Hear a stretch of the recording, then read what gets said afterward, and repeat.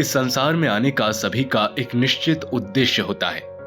आप इस धरा में कहीं भी जन्मे क्यों ना हो, लेकिन आप उस उद्देश्य की प्राप्ति के लिए उस समय वहां उपस्थित हो जाएंगे जिस कार्य के लिए आप इस धरा में आए हैं। ऐसी ही एक महिला थी जो भले ही भारत में जन्मी ना हो, लेकिन उन्होंने अपना संपूर्ण जीवन भारतीयों की सेवा में लगा दिया। विदेशी महिला होते हुए भी उन्होंने भारत को भारतवासियों की तरह प्रेम किया। जी हां, हम बात कर रहे हैं स्वामी विवेकानंद जी की शिष्या भगिनी निवेदिता की, जो एक सत्यनिष्ठ, धर्म अनुरागी, कुशल राजनीतिकार और भारतीय स्वतंत्रता संग्राम की एक प्रमुख सेनानी थी। आज के इस वीडियो में हम जानेंगे कि कैसे आयरलैंड में जन्मी मार्गरेट एलिजाबेथ नोबल जब स्वामी विवेकानंद के मार्गदर्शन में आती हैं तो अपना संपूर्ण जीवन भारतीयों की सेवा में लगाने का निर्णय लेती हैं और भगिनी निवेदिता के नाम से विश्व प्रसिद्ध हो जाती हैं। 28 अक्टूबर 1867 को डानगेनन शहर में एक बच्ची का जन्म होता है, जिसका नाम रखा जाता है मार्गरेट एलिजाबेथ नोबल।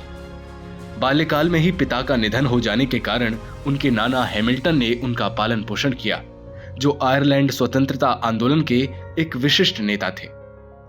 नाना के सानिध्य में रहकर मार्गरेट में नेतृत्वता और सेवा के भाव विकसित हुए।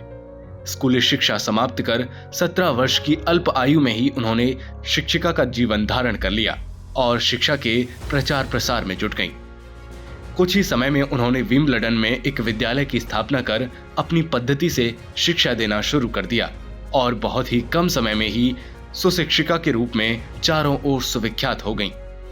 वास्तविक धर्म जीवन को खोजने के लिए उन्होंने अनेकों धर्म ग्रंथ पढ़े, परंतु उन्हें कहीं भी शांति प्राप्त नहीं हुई, इसलिए वह इसकी खोज में लग गईं। वर्ष 1896 में नवंबर की एक शाम जब वह लंदन में थीं, तब उन्होंने वीर सन्यासी स्वामी विवेकानंद जी की वेदांत दर्शन की धर्म व्याख्या सुनी तो उनके मन की अशांति सदैव के लिए दूर हो गई। इसके बाद लंदन में जितने भी स्थानों पर स्वामी जी ने व्याख्या और प्रश्नोत्तर किए, मार्गरेट उन सभी स्थानों पर उपस्थित रहती और स्वामी जी से प्रश्न पूछकर अपने सभी संशय दूर करती। अंततः उन्हें आभास हो गया कि जिस धर्म जीवन की खोज वह कर रही हैं, उसका ठीक पता बताने में ये भारतीय सन्यासी सर्वसमर्थ है।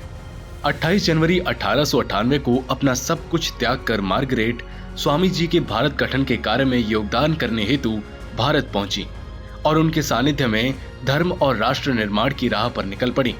इसके कुछ दिनों बाद स्वामी जी ने मार्गरेट को ब्रह्मचर्य व्रत में दीक्षित किया, जिसके बाद मार्गरेट भगिनी निवेदिता कहलाईं। स्वामी जी के निधन के बाद निवेदिता ने स्वामी जी के विचारों को आगे बढ़ाया।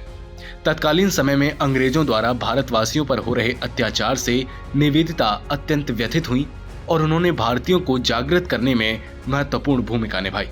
साथ ही जनजागरण में स्वामी जी के आदर्शों को समझाने के लिए उन्होंने संपूर्ण भारतवर्ष की यात्रा की। जनमानस से सामाजिक एवं धार्मिक भेदभाव भूल एकबद्ध होकर अपनी मातृभूमि की सेवा के लिए आगे आने का आह्वान किया। उन्होंने देश विदेश में क्रांतिकारियों की मदद करने के साथ साथ क्रांतिकारी पत्रिकाओं के निर्बाध प्रकाशन और उनके वितरण के लिए धन एकत्र करने में महत्वपूर्ण भूमिका निभाई। रविंद्रनाथ टैगोर ने निवेदिता के कार्य को देखकर उनको लोकमाता कहा था। नेताजी सुभाष चंद्र बोस ने भगिनी निवेदिता के बारे में कहा था, मैंने भारत को प्रेम करना सीखा स्वामी विवेकानंद को पढ़कर, और स्वामी विवेकानंद को मैंने समझा भगिनी निवेदिता के पत्रों से। ऐसी राष्ट्रभक्त स्वतंत्रता सेनानी भगिनी निवेदिता को कोटि कोटि नमन।